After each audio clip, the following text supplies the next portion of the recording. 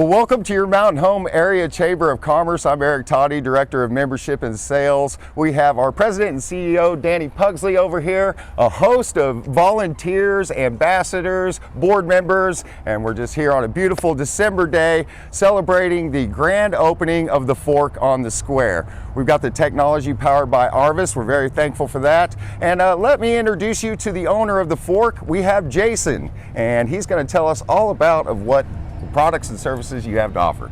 Thanks so much, Eric. You bet. We really appreciate the Chamber being here and being a support to us and for the community and all that you do. It's just amazing, everything that you guys are accomplishing in this community. And so a big part of why we wanted to be here, we're a part of Norfolk Brewing Company, and why we wanted to be here is because of kind of the openness that the Chamber has promoted with the community on the square, and we kind of want to be a part of that community. The other thing we want to bring to the community is good things to eat and drink. I grew up on an organic beef farm as a child. Actually, it was the second organic beef farm in the whole United States. And as a result of that and my upbringing, things that are good for you to eat and good for you to drink are really, really important. So everything that you get here at the Fork is good to eat and good to drink. And as an example of that, for instance, in our beer, all of our beer, although not notoriously known as good to drink, good for you to drink, all of our beer is non-GMO, and that means it doesn't have any pesticides in it. Whereas other beers that are made commercially, like Budweiser, the big ones, right, are just laced with pesticides. We also are very careful about choosing the wines that we have. They're all sustainable and organic, and also non-GMO with no pesticides used in their creation. And we're focusing our food around a farm-to-table concept with folks like Ellie, who's here. Ellie, where are you? And her farm, age-old agriculture, right? And so while we're not there yet, totally on farm-to-table, we're going to be there because of Tim and Olivia. I'll just quickly introduce them.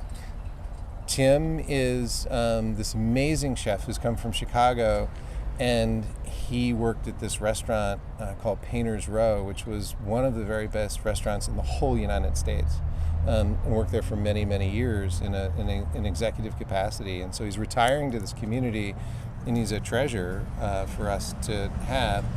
Olivia is no less a treasure. Olivia grew up on the square in her grandma's diner.